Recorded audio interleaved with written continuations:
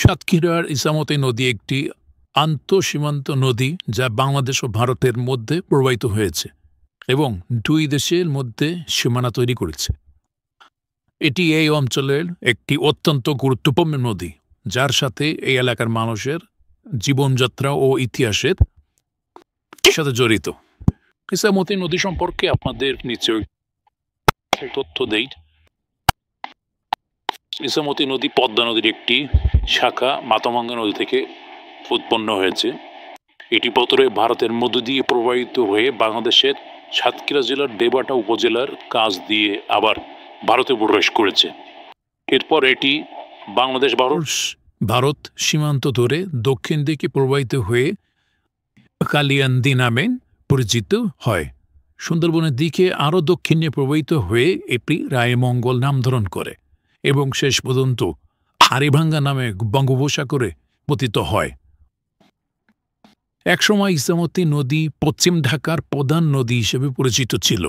James রেলেনের 1764 থেকে 1766 সালের মানচিত্রের ঢাকা ও দিনাজপুরের ইছামতি নদী একই হিসেবে দেখানো হয়েছে, যদিও বর্তমানে নদী গবেষকরা ইছামতিকে 3টি ভিন্ন অংশে ভাগ করেন।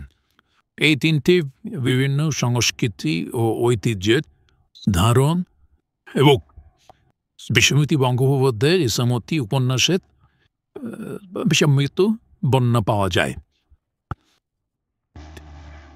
বর্তমানে ইছামতি নদী পলি জমে ভরাট হয়ে যাচ্ছে। এর ফলে শুষ্ক মৌসুমে নদীর পানি প্রবাহ কমে যাচ্ছে এবং বর্ষাকালে বন্যা দেখা দেয়। শিল্প দূষণ, অবৈধ দখল এবং অপরিকল্পিতভাবে বাঁধ নির্মাণও নদীর স্বাভাবিক প্রবাহকে বাধাগ্রস্ত করেছে। নদীটির পুনরুজ্জীবনের জন্য ভারত ও বাংলাদেশ সরকারের বিভিন্ন পদক্ষেপ নিয়ে আলোচনা করেছে, যার মধ্যে রেজিংয়ের মতো কাজ অন্তর্ভুক্ত রয়েছে। ইছামতি নদী সুন্দরবনের জীব বৈচিত্র্যের অন্য অত্যন্ত গুরুত্বপূর্ণ। এটি হল প্রজাতির মাছ, উদ্ভিদ এবং প্রাণী জগতের আবাসস্থল। নদীর অবক্ষয় এই অঞ্চলের পরিবেশগত ভারসাম্যকে হুমকির মুখে পড়ছে। ইছামতি নদী শুধু একটি নদী নয়, এটি এই অঞ্চলের মানুষের ইতিহাস, সংস্কৃতি এবং জীবনযাত্রার অবিচ্ছেদ্য অংশ।